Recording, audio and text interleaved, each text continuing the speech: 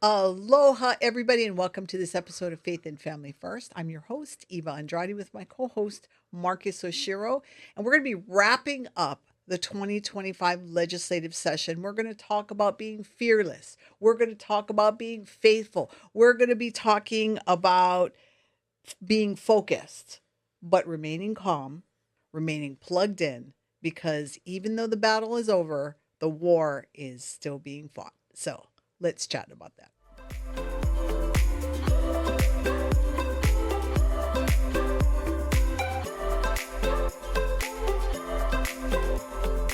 Marcus Oshiro. Marcus Oshiro. Eva Andrade. Eva Andrade. I'll bet you're very happy that you're not sitting in that Capitol building on this particular legislative session, are you? I am. I'm so thankful to the Lord above and for my family and friends that I've taken a sabbatical from being actively involved in the square building on Baratania and Punch You are Bowl. totally not taking a sabbatical. You've been more busy the past few weeks than Yeah. you probably imagined. Yeah, the last several weeks, maybe a month and a half, been like a whirlwind for me. But coming back, after 7 years hiatus, I'm back, back in the swing of things and getting back to the community and to shows like this. That is hilarious. That's like your own 7 year itch. So you had a 7 year itch and now you're scratching it by getting back involved. Yeah, my brothers and sisters say seven is a very special number. So, hey, it's all it's about a timing. scriptural number. Yes, it is. It's all about Yes, timing. it I'm is. back. Yep. So if people are listening and our viewers, we are now at the point of the legislative session where the adjournment is either just happening or it just happened, depending on when somebody's watching this. And I really wanted to get into the kind of an overview of the legislative session because I don't know that people realize how many bills we really were tracking this past legislative session. So I thought maybe we could jump in and kind of do that. Go for it. Yeah. So, and as we do this, I'm going to be Marcus. What I love about Marcus being the co-host is that Marcus is going to be able to just kind of not only give his manao, but I think that he's not always prepared for what comes out of this Portuguese person's mouth. So in a sense, I'm kind of testing you on your memory, on what you've been watching, because you pay attention to what's happening at the Capitol, right? Yeah, you pitch, I catch. Yeah. Okay. Well, let's Okay. find out by the end Right. of the show if I'm a good pitcher. Yeah. Let's find Well, out. So obviously in the 2025 legislative session, the one thing that I heard from a lot of you was that I was sending out way too many alerts. I was sending way too many notices. I mean, people were getting annoyed because we were tracking so many bills. And I think what that's a reminder to you, our viewers and listeners, is that we don't control the craziness that happens that comes out of the legislative building. that's correct. But we have to stay plugged in because what they do does put us in a place where we have to react. Yeah, let me defend you on that, Eva. I think you've done a great job keeping the community abreast, keeping your viewers, listeners informed of the topics of the day, and in a timely manner, which is important because the legislature is a time-driven process. It starts in January, ends in May, about May Day. It's time-driven. There are hard and fast deadlines that mean life and death for measures and bills and appropriations. So you getting these messages out in a timely manner is critically important. And a lot of people don't realize that sometimes we're only given 48 hours notice That's on a correct. bill. So if you feel like you're being overwhelmed with the amount of information we're sending out, we are sending it out when we get it. As soon as we know, really, that's how it works. That's correct. That's correct. Yeah, and so you receive our emails. You have a choice that you can either act by sending an email or you can make a phone call. And actually, that's basically it. All boils down to that. We are encouraging people to connect with their legislator. Exactly. In fact, everyone should have their legislator, their favorite senator and representative on speed dial, to get that call out as soon as you get the notice from Eva Andrade, Hawaii Family Forum, boom, press the button and send your legislator a message. Yeah, and make sure you're signed up because at hawaiifamilyforum.org, if you sign up to get our alerts, within the next week or so, we're going to be allowing you to make contact with your legislator to thank them for all the work they did this legislative session. We started off the session encouraging people to make contact to say, hey, welcome to Yeah. this new legislative session. I'm a constituent. I'm interested in what you're doing. Now we're going to give you the opportunity to say thank you so much for the work. And you know what? If you want to use that as an opportunity to attack them, I would strongly recommend that you don't. There are Mm-mm. times to do that. This is simply just a hey, thank you for saying yes to working in the public system. And because people don't realize, people legislators who agree with us on all the issues, people think their lives are, they don't get angry, phone calls. Quite the contraire, because that means the other side is attacking them. That's so true. I think it's probably true that you get more criticism, you get more bad email, you get more hard, yeah, not some nice stuff coming in when you do something, than getting praise and expressions of appreciation for the work you've done. Absolutely. Yeah. So, what we're going to do for the next few minutes is we're going to be talking really. I'm going to introduce you to the communication plan that was developed by Hawaii Family Forum years ago. And it's kind of how we roll during the legislative session. So, for the next few minutes, we'll be talking about that. And then we're going to jump into the number of bills that we tracked this session. But so, one of the things that we do is we do high impact alerts. Yeah. And that is when it is absolutely critical for everybody to send that message, to submit testimony, to show up and Right. testify. Sometimes those high impact alerts may have a rally attached to it. Sometimes. Yeah. But I would love to get your opinion on rallies, because the two things I get requests, let's do a petition, let's do a rally. So let's talk to Marcus O'Shea about those two things. Rallies, is something that can be very effective if you have a certain number of individuals out there. We always talk about body heat standing for something. People's physical attendance to an event or to a hearing is important. It demonstrates authentic, strong support or opposition of a measure. So it counts for something. But it has to be sizable in quantity, and it has to be meaningful to have any effect. So what do you think happens when there's a number of rallies, but you only pull 100 people or so to these rallies? I mean, so what message do you think? It really depends upon the issue. If you're saying that this is going to affect every man, woman, and child in Hawaii, then you're going to need something that is sizable or correlates with that group of people that you're talking about. So in the several thousands of people would be showing up, or several thousands of emails or text messages or submissions to kind of equal the expansion or the effect upon the proposal on the larger community. If you say it's going to affect every man, woman, and child, every household out there, and you show up with 10 people, well, it just kind of argues against your point, right? Yeah, and we've been around since 1998. We did two rallies in our history. Yeah. We did a red shirt rally and we did a white shirt rally. Yeah. Our red shirt rally, depending on who you ask, pulled between 8 and 10,000 people. Yeah. That was the biggest rally. In fact, I remember the newspaper at the time said it was one of the biggest rallies in the Capitol's history. And everybody was wearing red shirts, and it was great. Mm-hmm. But that one, I think what made that successful wasn't because we did it. It was because everybody was in unity on the issue, and that at that time it was protecting marriage. Everybody wanted marriage to be strengthened, right? So we really wanted to send that message to the legislature. Right. And it's interesting because the legislature went ahead and passed it anyway. So that big rally really didn't have an impact that way. But you were there in the Capitol building at the time. What was happening behind the scenes? I was there at that time, and I remember that quite vividly, because I was also encouraging the citizens at that time to come forward and make sure that their voices are heard. This is an important issue for all of us, and to use this opportunity. And I wanted to thank them for getting involved, because it took a lot of effort, time to get down there, state capitol, find a parking, and then make arrangements, to be there and to physically attend to the legislative business.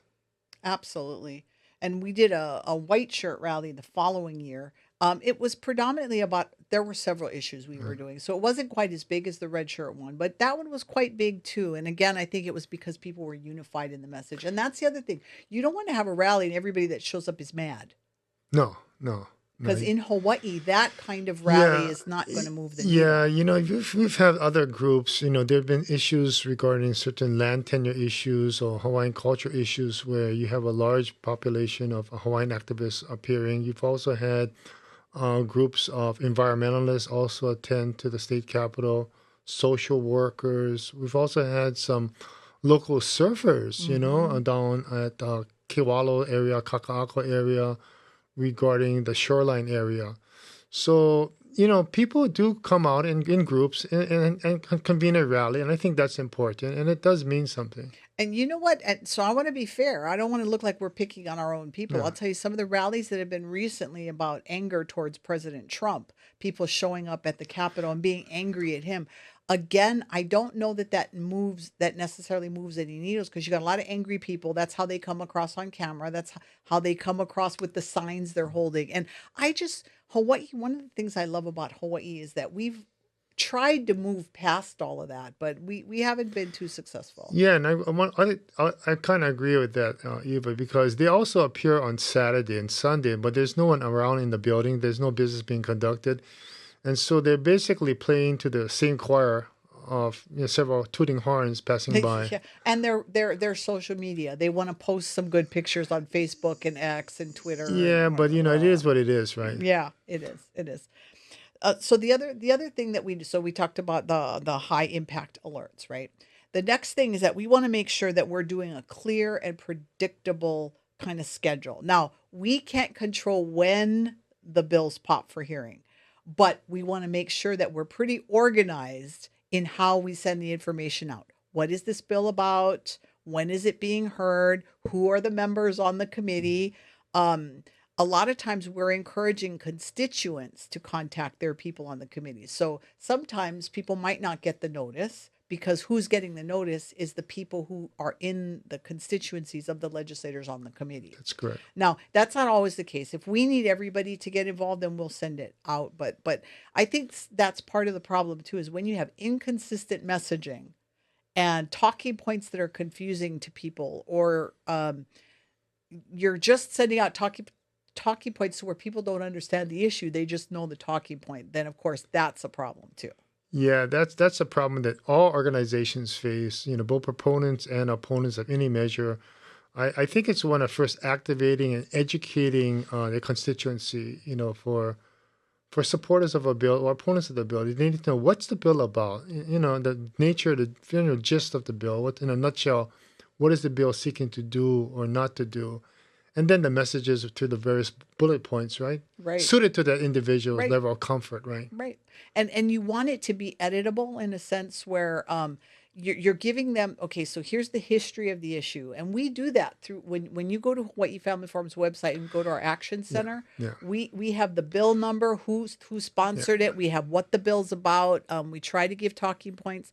Now, again, I want to be clear that sometimes we're only given 48 hours notice. That's right. And so sometimes if it's a new issue, like the vaccination issue, that was a new issue for me. So I had Mm-hmm. to do Mm-hmm. research. So things weren't happening quite as fast as they should have been happening. So on that one, we really played a little bit of a different role. We just let people know when the bill was coming for hearing. We did some simple talking points, but there were some groups that were doing heavy hitting on that particular issue. Oh yeah, there are several vaccination related bills, and with the Hmm. DOE and their program regarding the exemptions, you know, House Bill 1115 or 1118, that was taken down and may come back next year in some form or fashion.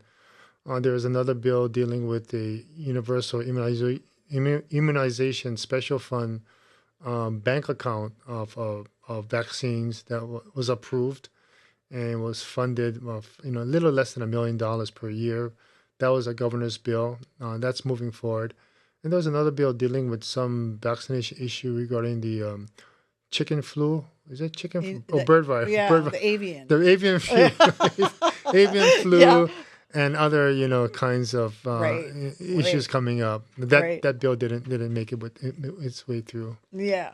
Well, I tell you, that's because it's like we're like jugglers, right? We've got all these balls flying up in the air, and we've got to make Y- sure that y- nothing falls on our Yeah, face. you got to be quick and Yeah, you got nimble, to be. right? That's right. Yeah. That's right. And I think what makes when you have these simplified action alerts that we send out, it's real easy because when they get it, people click right there, Yeah. and the system knows who their representative or senator is, Yes. so they can send it right away. And again, the messages are editable, so make it your own. Legislators want to hear from you, your own personal thoughts. Yeah, I've heard staff actually tell me that they sort it through to their bosses, to the legislators. If it's a district voter, if it's a district constituent, it's someone personal to them, they get a higher priority. That's human nature, right? And that's same for the House and Senate members. They tell me that. That's the practical side of making that call, a personal call. I know Marcus. I Yeah. live in his district. Yep. I see him at Foodland Yep. 7-Eleven, Oh my the gosh, baseball yes. park. Yeah. So, And does it make a difference if somebody, when you were in the office building, if somebody said, "Hey, Marcus, I went to school with you. Remember me? I used to sit next to you in math." I, Those I, those I, those, those I, kind of I connections make tell a you, difference. those real life connections of what high school you went Yeah. to. I remember working at the Pineapple Field with you in Del Monte Odo, or Yeah. you worked at Ota's gas station. No, those things make it real and they're genuine, and I think they carry a lot of weight with them. They really do. And that's why, again, I feel like that it's something I say all the time, but it's because I've lived it. I know it. You got to build relationship with these legislators. I remember sitting next to Anel Amaral in a hearing, and she was representing Planned Parenthood, and I was not.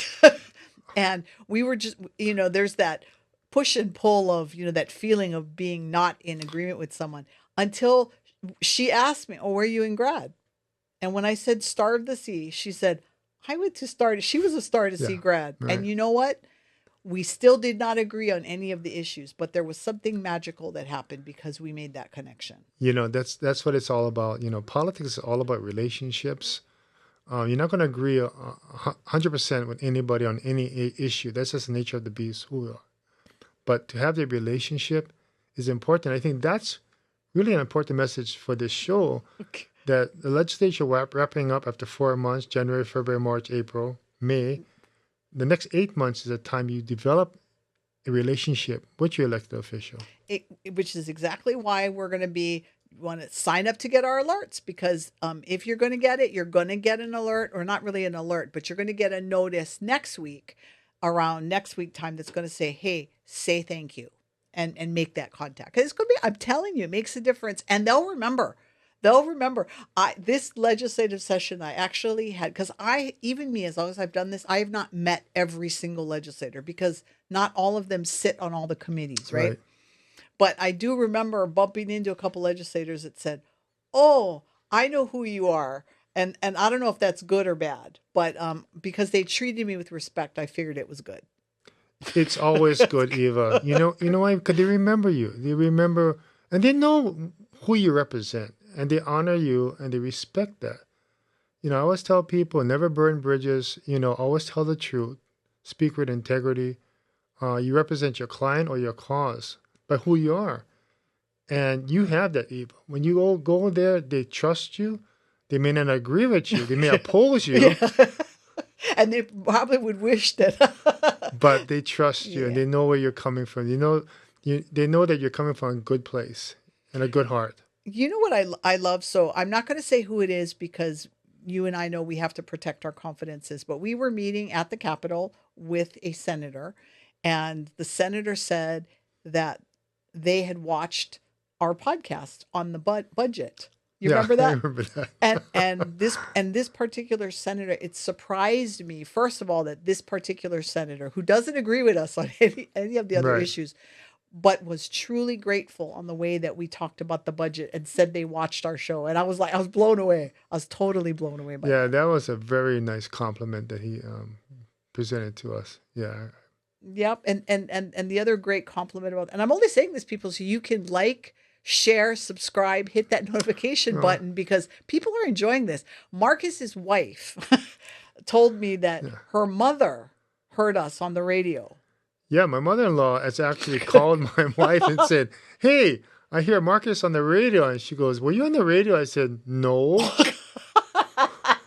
Marcus doesn't even know where we're being And, played. no, and then I remember. Oh, that's right. Eva said that we're also being broadcast on the radio. I said, oh, that's great. Yeah, and she said that your mother-in-law enjoyed it. She enjoyed the She show. did. She learned a few things. Yeah, and I've had a couple people that said, "Oh, I didn't agree when you said this," and actually, I appreciate that because what that does for me is it expands my knowledge base. So I may be dead set on a position and you're not going to change my position, but what you might do is you may soften some of my understanding of an Yeah. issue if we can have a normal chat.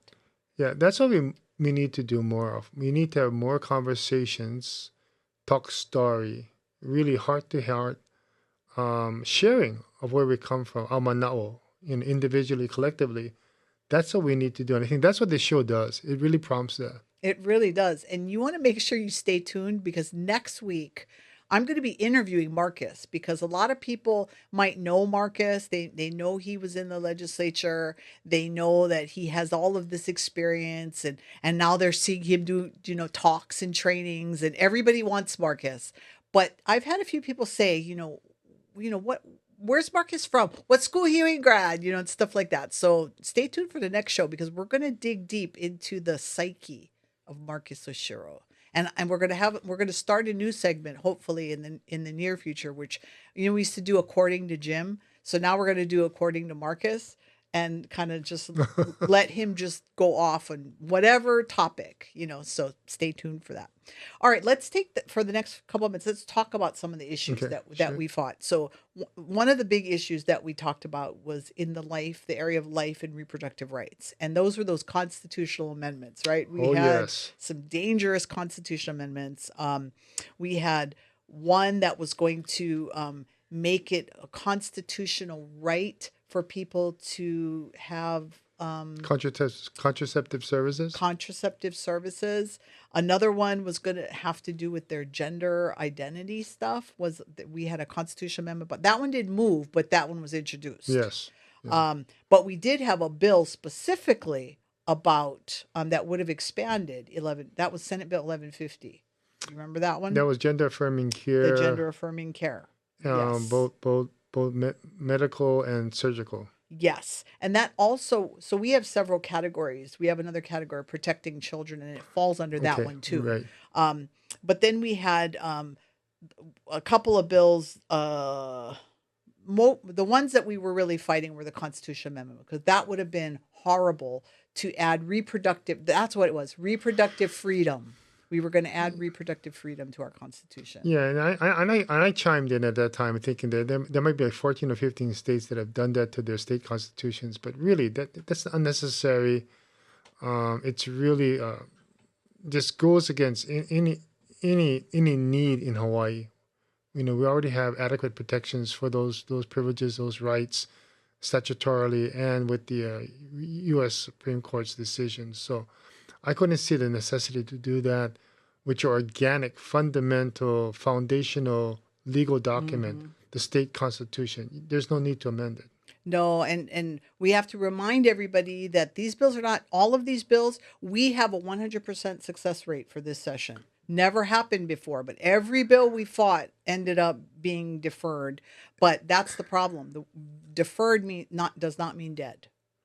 That's right. It's like lying in a tomb somewhere. Yes. And they could rise again. It could, right, and pick up right where they left off. So if bills that crossed over and all that, all they got to do is make it through that one chamber, and some things could end up on the governor's desk early in session. It could be the Lazarus effect. Yep. But we want to make it clear, though, that bills could also be reintroduced in a new form. So that's correct. None of these issues we're celebrating right now, but we're cautiously optimistic because it's a battle, but not the war. Yes, absolutely, absolutely. So now under the protecting children category, also parental rights, right, would be, we had things on the vaccinations, and that one was removing your religious exemption from vaccinations. Right. We had Senate Bill 1150. That was the one about the rights that we just talked about. There were other ones that there were several, so I don't want to go through all because people, their eyes are going to glaze over. But we had, according to my records, we were tracking 6 that were protecting children and parental rights. Um, so you add that to the 4 bills under the life and reproductive. So now we're talking 10 bills we were already tracking. Then we add the marijuana and tobacco bills we were tracking, and there were 4 of those.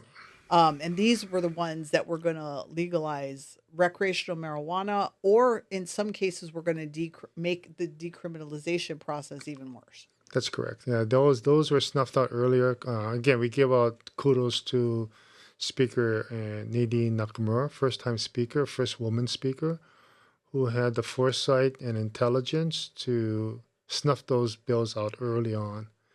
And the decriminalization also didn't make it through. That would have basically been a, It's ad de hoc. facto. Yeah, It's de facto. yeah, legalization. Yeah, Yeah. it really is.